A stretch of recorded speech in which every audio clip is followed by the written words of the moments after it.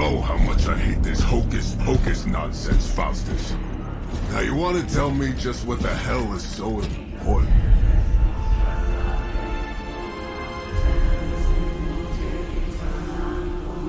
Throughout my memory, superhero games have had varying success. For every Batman Arkham Asylum, there is an X-Men Destiny. It's basic yin and yang really. Although this subset of gaming aligns more in the middle, it appears that our overall perspective of them is more negative than positive. Maybe that's one of the reasons Marvel Midnight Suns disappointed despite having a reputable developer and a mostly positive reception. Now, while the predisposed perception may have contributed, it is not the sole factor for the disappointing sales. It's possible that the game's poor marketing and unfavorable release window are more responsible for its underperformance. It did indeed release in between two of the biggest games of 2022, God of War Ragnarok and Pokemon Scarlet and Violet. However, there is no data to prove players of those games would be interested in Marvel's Midnight Suns. Developer Firaxis and the game's publisher Take-Two Interactive have not confirmed why the game has performed as poorly as it did, so all we have is speculation. Maybe they don't even know. Sales aside, the game is a critical success. It currently sits in the low 80s on Metacritic and has a very positive rating on Steam. Sadly, that hasn't translated into player adoption. Why? It's difficult to articulate really. Even after investing over 140 hours into it, I still find it challenging to sell the concept to others, but that won't stop me from trying. And that's why we're here after all, isn't it? So let's begin. We can all acknowledge that most of us know the Avengers or the X-Men, but mention the Midnight Suns and most eyes will gloss over. Even with my extensive comic book knowledge, I struggle to recognize this group. One in an uncommon position where the collective is less than some of its pieces. Ghost Rider and Blade alone are more recognizable individually than the entire Midnight Suns brand. It's an obscure series, so you'd be forgiven for not knowing or caring about them before this game. Despite that, I'm happy that Firaxis and Take-Two Interactive chose them for this new tactical RPG set in the darker side of the Marvel universe. Sometimes it feels like we've been oversaturated with content from the more popular Marvel properties. So teams like this are refreshing, and quite frankly, despite understanding why the Avengers were included in this tale, I'd prefer if they were dropped in favor of an even darker story. That said, what we have here isn't too shabby. Then you're gonna love this.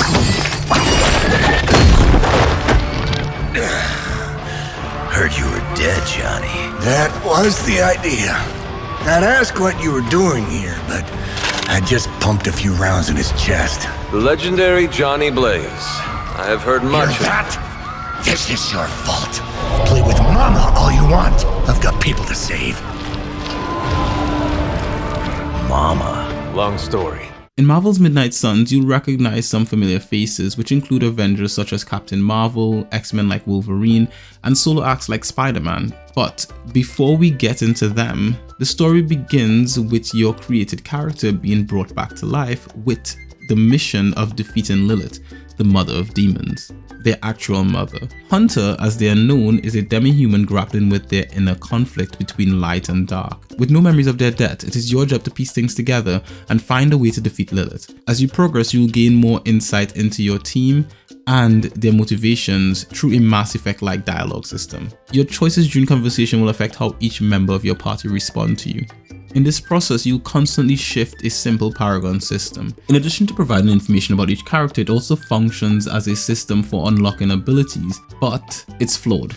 If it had been executed with more structure, the experience would have been much more productive. Instead, it's underwhelming. Its inherent lack of long-lasting consequences for your decisions is what's mostly at fault.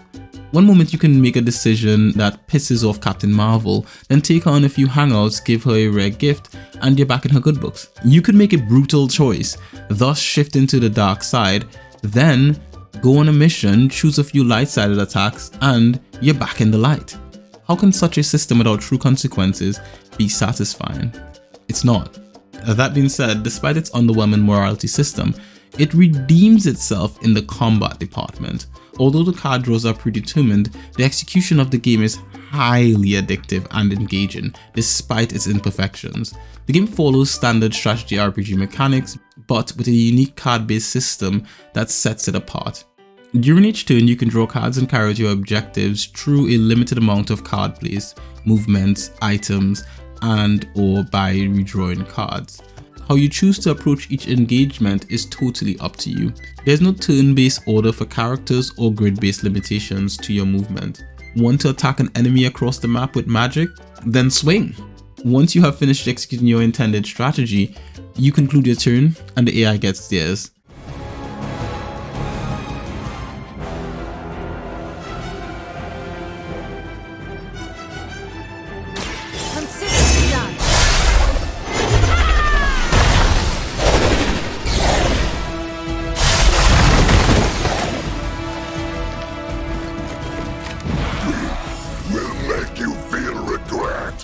Marvel's Midnight Suns has no multiplayer, so most of its challenge originates from its AI. Sadly, the AI isn't up to task.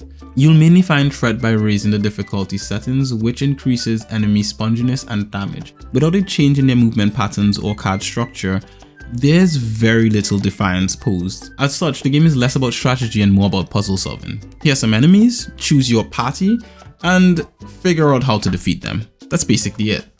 But it's not all doom and gloom. There are many appealing aspects here. From Nico's awestrucking with storm ability to stylish hero combos, there's enough spectacle to drop your jaw. I believe this is what distinguishes the best from the worst superhero games. You want to embody these larger-than-life figures. Their attacks must have impact. Their portrayal authentic. Marvel's Midnight Suns is extremely effective in achieving this goal, and that's despite its graphical prowess. Visually, the game isn't much of a looker. On its highest settings, it looks like a last-gen game. While there are new technologies used for lighting and particle effects, they are not very noticeable in practical use. That being said, if you can look past these transgressions, you'll be in for a treat. Although visuals can be unsettling at the Abbey, which serves as your base of operations, the cast of Midnight Suns truly come to life in their costumes. Each character has a few well-detailed costumes, most of which are unlocked via gameplay. There are a few DLC costumes available as well, but I didn't feel they were compelling enough to buy any of them. If anything, I'd have paid to keep some of them out of the game. They're that bad. Environments on missions can also be quite attractive despite suffering the occasional graphical glitch, especially with ray tracing enabled.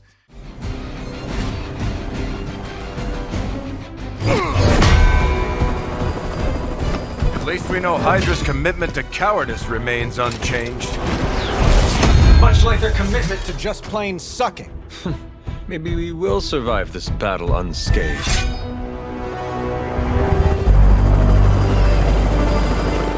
Never, ever say that. That's pretty much Hero 101.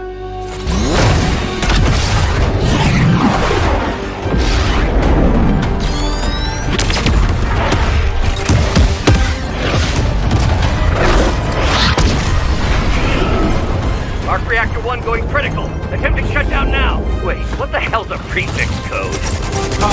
The ultimate safeguard. Lucky for us, the one person on Earth who knows it is right here.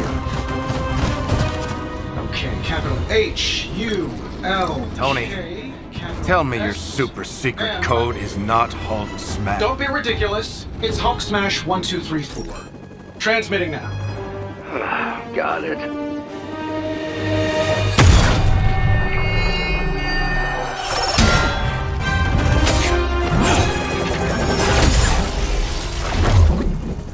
Cute, but you're playing with the big boys now.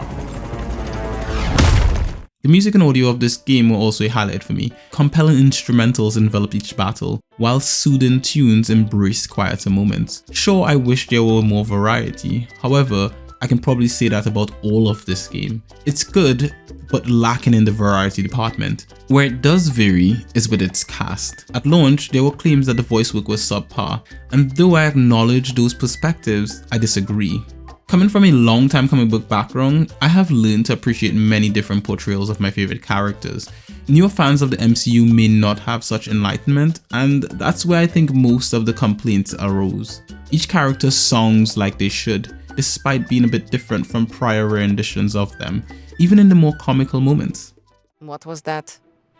Or do you prefer Ilyanushka?